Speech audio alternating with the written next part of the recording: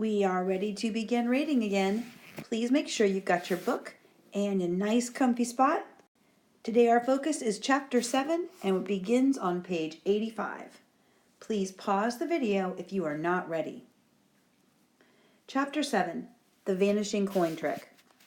It was a book. Somehow, Mr. Zerlin had known that Mike wanted a book. Mike didn't know how Mr. Zerlin knew or where he had gone, but this book, the Book of Secrets, was much better than anything he'd seen in the library. It had silver lettering on the cover, like tinfoil, and yellowed pages that made it look like many magicians had read the book before Mike. There were more tricks inside than Mike had ever dreamed of. He could do a different trick in the cafeteria every day if he wanted. He thought about homework for about 2 seconds. How would Nora know the whole 4th grade was doing a project, he wondered. It wasn't like the teachers would tell her, would they? She didn't know what she was talking about. With that worry off his mind, Mike turned on his desk light and opened the Book of Secrets. It began with a quote from someone named Goethe. Magic is believing in yourself. If you can do that, you can make anything happen. Mike smiled. He had a good feeling about this. Turning the page, he found the vanishing coin trick. So that answered his first question. Coins or cards? Cards could wait for the next time. Down in the kitchen, his dad was clattering around. His mom came home and unloaded the dishwasher. Mike could hear his parents talking about their days, and then the silence of them both checking their messages. But he didn't really take any of it in. He was too busy learning how to make a coin disappear. The trick called for a double-sided tape, which Mike just happened to have in his desk. He put both of his hands face up, and with a tiny piece of tape, stuck a quarter right in the middle of his middle finger. In the mirror, Mike showed both hands. It looked like he was holding the coin. The tape was all rolled up so no one could see it was actually stuck. Then he clasped his hands together to make it look like he was dropping the coin from one hand to the other. He even closed the left hand to make it seem like he'd caught it. Really, though, he still had the coin stuck to the middle finger of his right hand. He put that hand in his pocket and scraped the coin off quickly. His left hand was still clenched as if he was holding something. With this magic dust, I'll make that coin disappear, Mike told his pretend audience. The right hand came out of his pocket now and sprinkled imaginary magic dust over the left. Time to try out another magic word.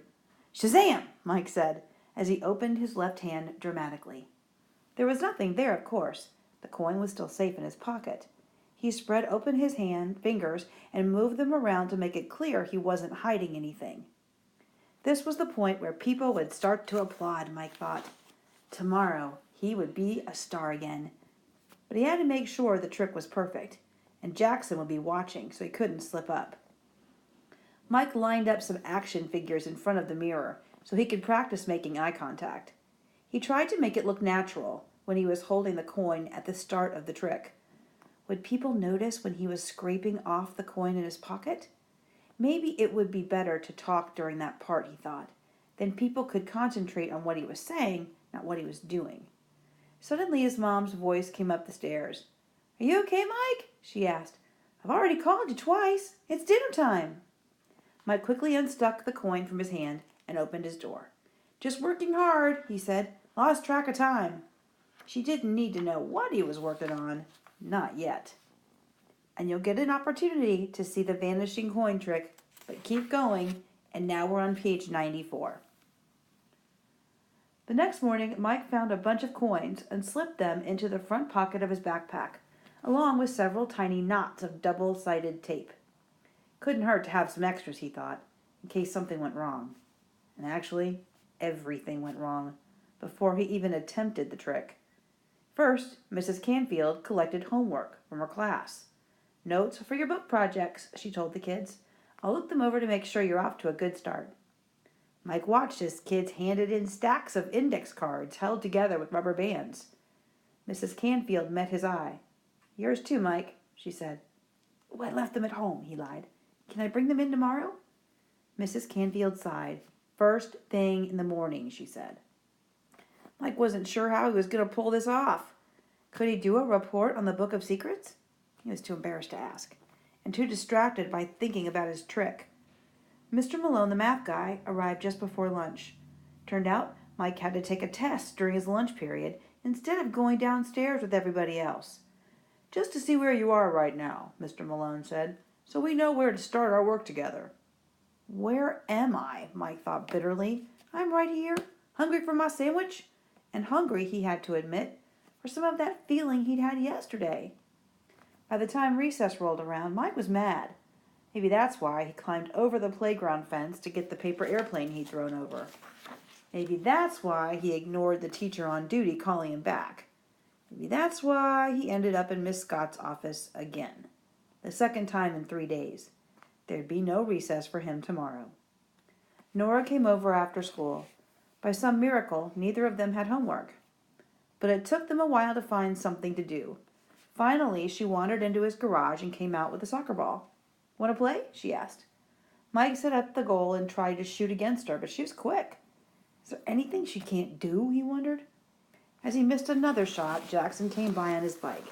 His eyes lit up when he saw them. Yesterday they'd been at Nora's, today they were at Mike's. Mike could tell Jackson had figured it out. He spent every afternoon with Nora Flynn. "Too bad you can't play soccer with the boys this year," Jackson laughed. "But at least you can play with the girls. They're more your speed anyway." "Oh yeah?" Mike said indignantly. "Bet you can't score against Nora." Jackson grinned. "What's it worth to you?" "A quarter." He flung his bike down on Mike's lawn. Jackson dribbled the ball around the yard. On his first shot, Nora caught the ball. He whistled. "Not bad," Jackson said. He moved the ball back toward the street and took his time with it. He kicked it in the air and headed it just to show off. And then, when Mike had started to think he wouldn't bother shooting again, he got the ball past Nora's outstretched hands. "Score!" yelled Jackson triumphantly, pumping his fist in the air. "Time to pay up, big guy," he said to Mike. Mike's backpack was on the front stairs. He had to have a quarter in there with all his coins. He found one pretty quickly, but he also found his scraps of tape, which gave him an idea. He knew how to make up for his rough day. He walked back to Jackson and gave him the quarter. "Here you go," Mike told him. "Fair and square." Jackson took it and headed for his bike. "Should have bet at least $1, he muttered. "Hey, can I show you something?" Mike said. "Can I see that quarter for a second?" In his hand, he'd hidden a piece of tape. Jackson frowned. "I guess." Slowly, he gave it back to Mike. Mike stretched his hands out and showed Jackson his quarter, which was now invisibly taped to his finger. "Here's your quarter, right?" he asked. "Obviously," said Jackson. Mike clasped his hands as he'd practiced in the mirror to make it look like he'd moved the coin, but it was really still in the same hand, which he put in his pocket. "It's right here," Mike assured Jackson. He looked at his left hand, which was now in a fist. "But let's see what happens when I sprinkle a little magic dust over it, okay?" He pretended to get the magic dust out of his pocket with his right hand.